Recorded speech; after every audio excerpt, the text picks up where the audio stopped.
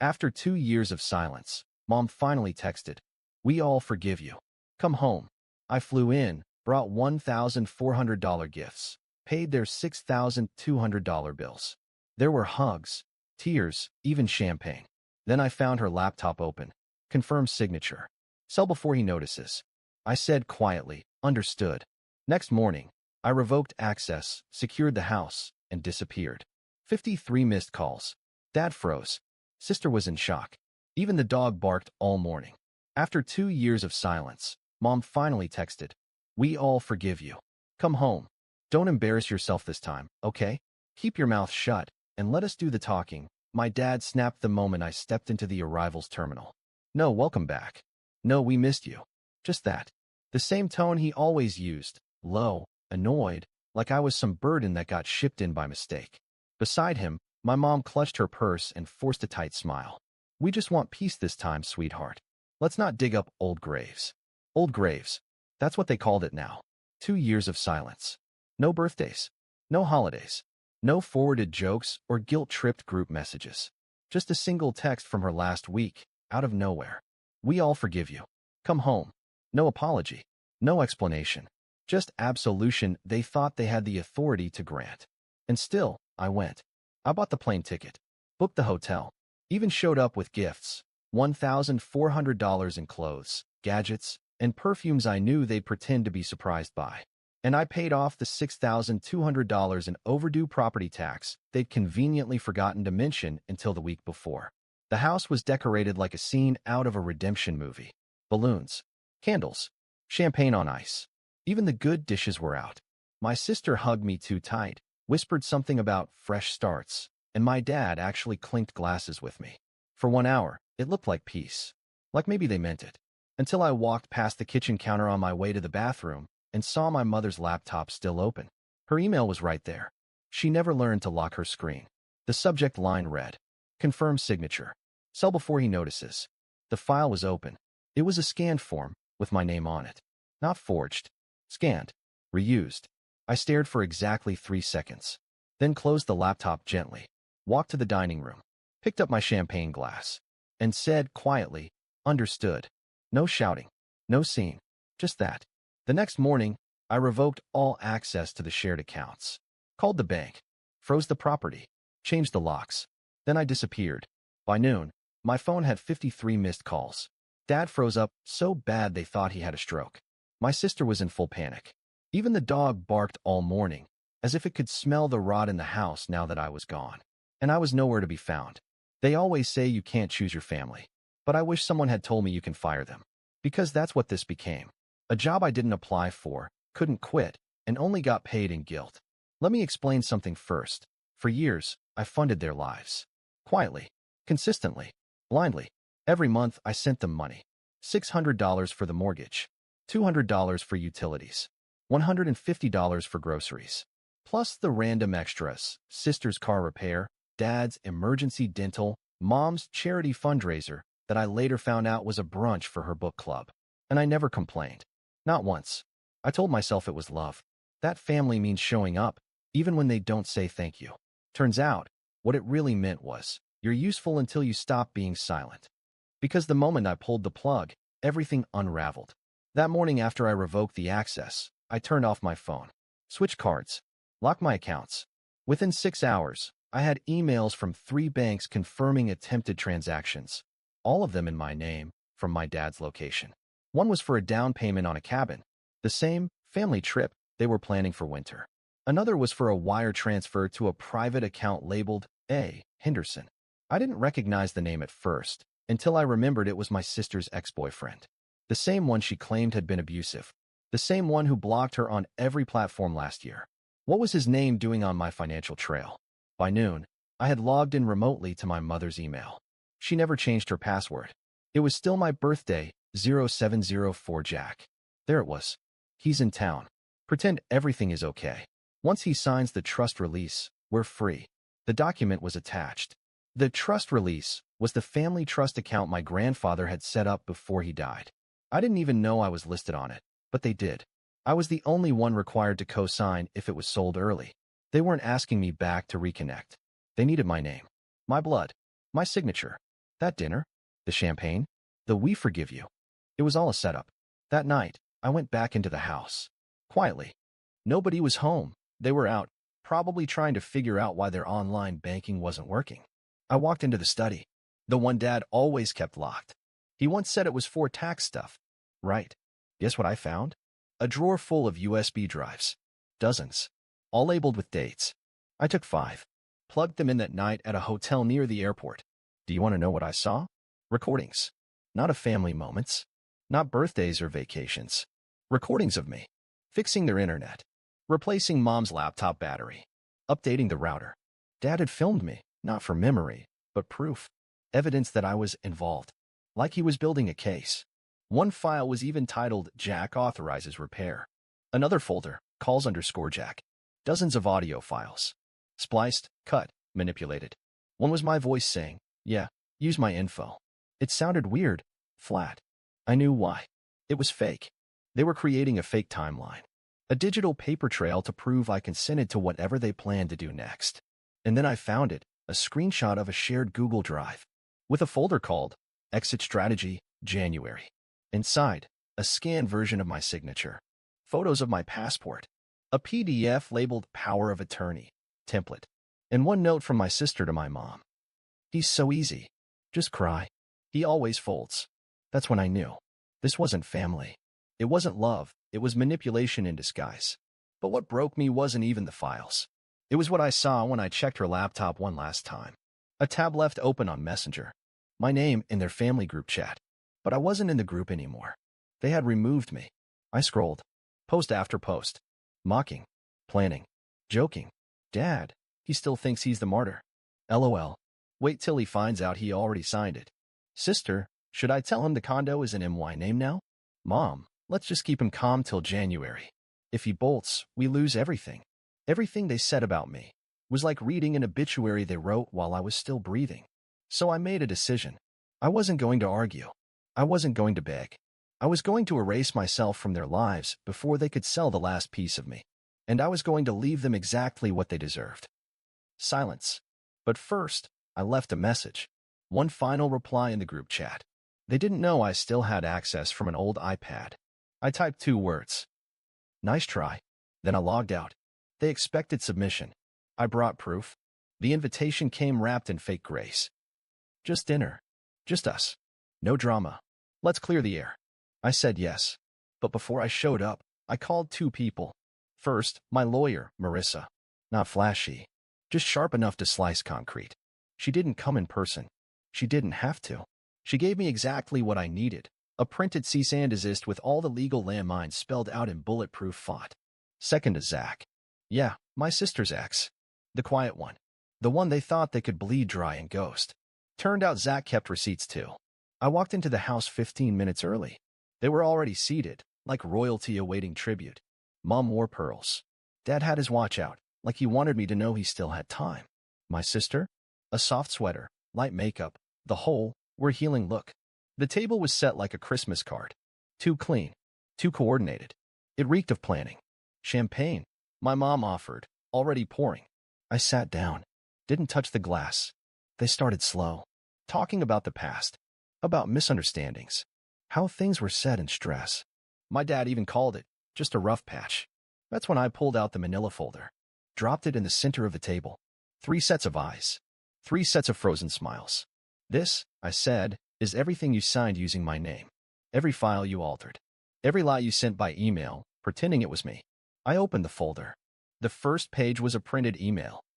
Confirm signature. Sell before he notices. Dated. Timestamped. From Mom's account.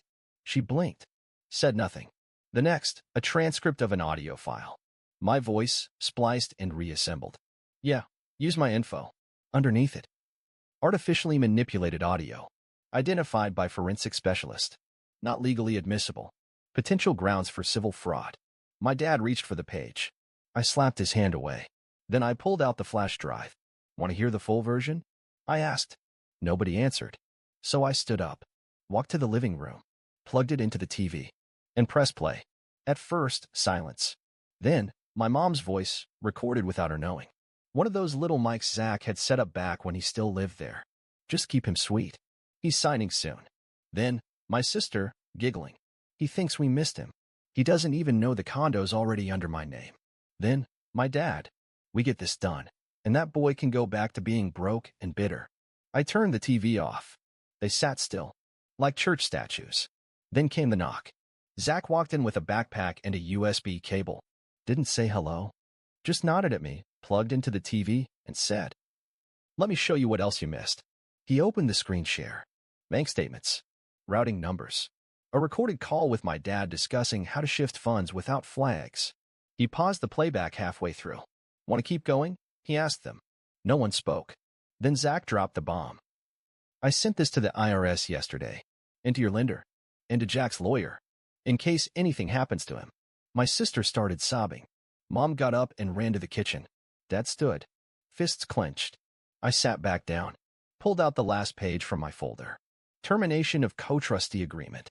Signed. Sealed. Notarized. I dropped it on the table. "You no longer have my name. You no longer have my consent. And starting tomorrow, you no longer have this house." That got my mom back from the kitchen. "You wouldn't," she gasped. I didn't answer. I opened my phone, called the attorney, and said 3 words. "It's time. Proceed." They all watched me in silence. Then I stood, looked around the room I once considered my home, and gave them the last thing I'd ever give them. My back. They thought I'd come back. Even after everything, after the signatures, the files, the fake voices, they still thought I'd return like I always did. Quiet. Broke. Grateful. But this time, I didn't say goodbye. I didn't slam a door. Didn't yell. I just left the folder on the table and walked out into the night, past the garden lights they bought with my money, past the car in the driveway registered in my name. I drove to the edge of the city and parked in front of a UPS store. Inside my backpack were 3 folders: legal forms, identity updates, financial transfers. 30 minutes later, my name was removed from every shared account. Mail rerouted. Documents refiled. My name was still mine, but now it belonged to no one else. They built an empire on the idea that I'd never leave. So I left. I moved to Asheville.